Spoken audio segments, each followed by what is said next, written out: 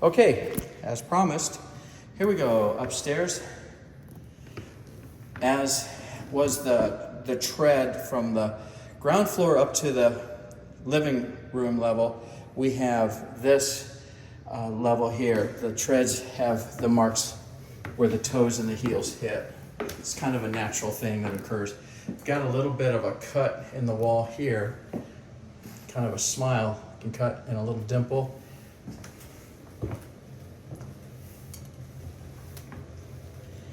And got some marks here. Okay, now we're upstairs on the bedroom level. Let's head into the master bedroom level. All right, take a look at the carpet.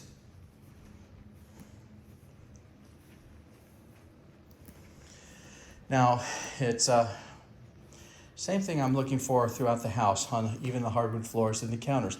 We're looking at stains, marks, fades, damage. Right here some. There's indentations from where furniture had been for significant time enough to put those little dimples into the carpet. That's not damage, but those should relieve over time. Okay, good for the carpet. All right, now walls. I would describe the walls the same way from downstairs. It's very consistent. Little picture holes here and there, some really light smudges here and there.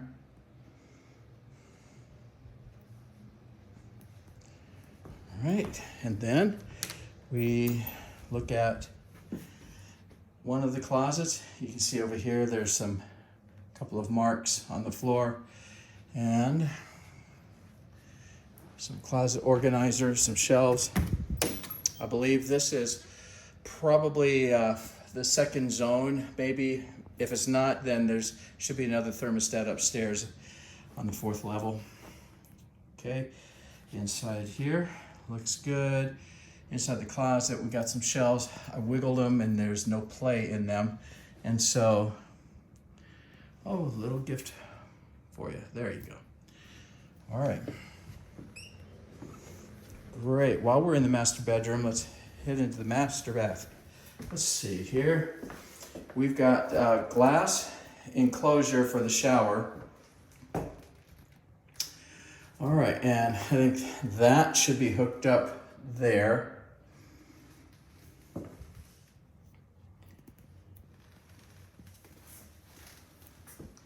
Okay. One of the best practices is for you to purchase a squeegee that you can squeegee down, because with the glass door here, plastic glass type of thing, a lot of the soap scum will ricochet off the body and end up here. And when it dries, it combines the minerals in the water with the soap scum, and it'll tend to become opaque down here. So this looks like it's pretty clear.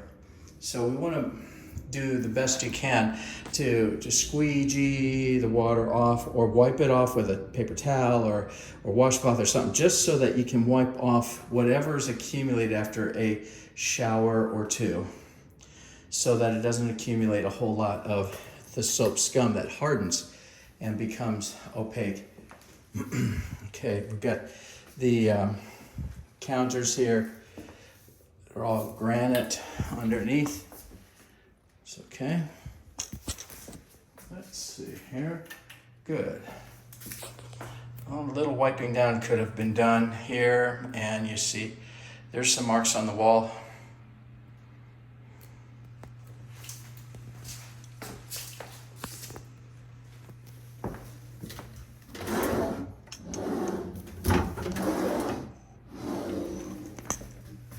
And since there's a toilet, I flush. We will see if there's any play. Good. All right, light works.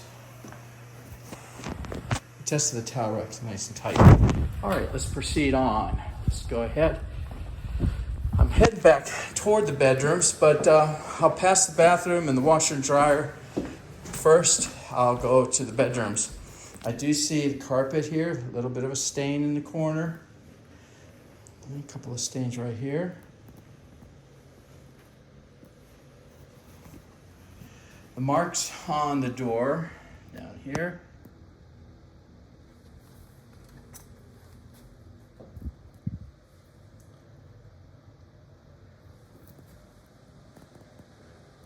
Let me mention this right up here. Let's focus in right there. That's called a nail pop. Now, a tenant might say, hey, I don't want to be responsible for that. Well, you would not be responsible for nail pops.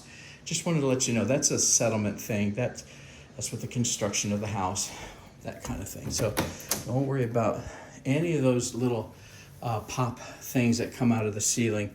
That's just a function of the settlement. Okay, the next bedroom. A little bit of a darker stain right here. Okay. And walls and blinds. Blinds in the other room look good too, and screens were in place. And these walls seem to be in much better condition than all of the other rooms, but they do have a few really light smudges, but not many. The door has some marks.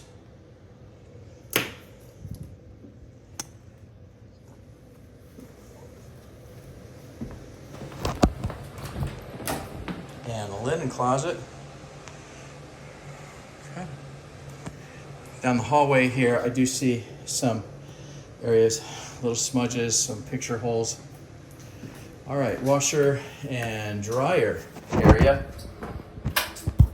Okay, this is good that it's a top loader washer, but what we want to make sure of is that your best practices after a washing event, unload your clothes, get them into the dryer,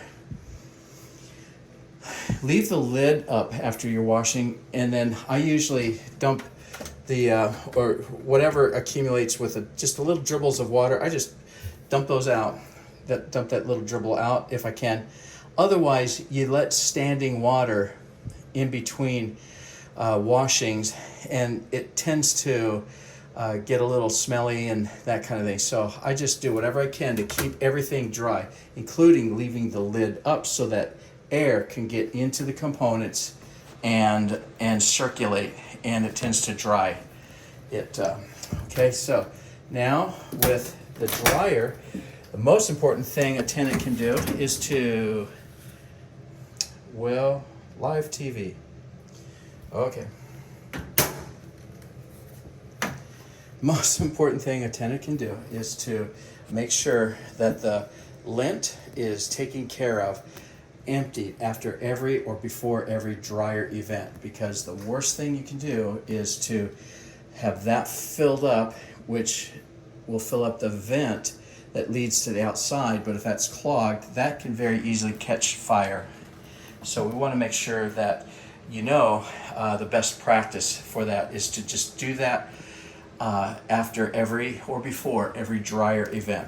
I personally do the wash in my family, my house, because I spent 30 years in both the Marines and the Army, and that's what we were taught, how to wash. So I want to make sure I pass along my military training. Okay, we did other things too, but basically we learned how to wash and iron and became very proficient at both. All right, towel rack, good. Toilet, present, so let's flush it. It flushes. Let's wiggle the lid. There's no play in there. All right, nice looking sink underneath. There it is.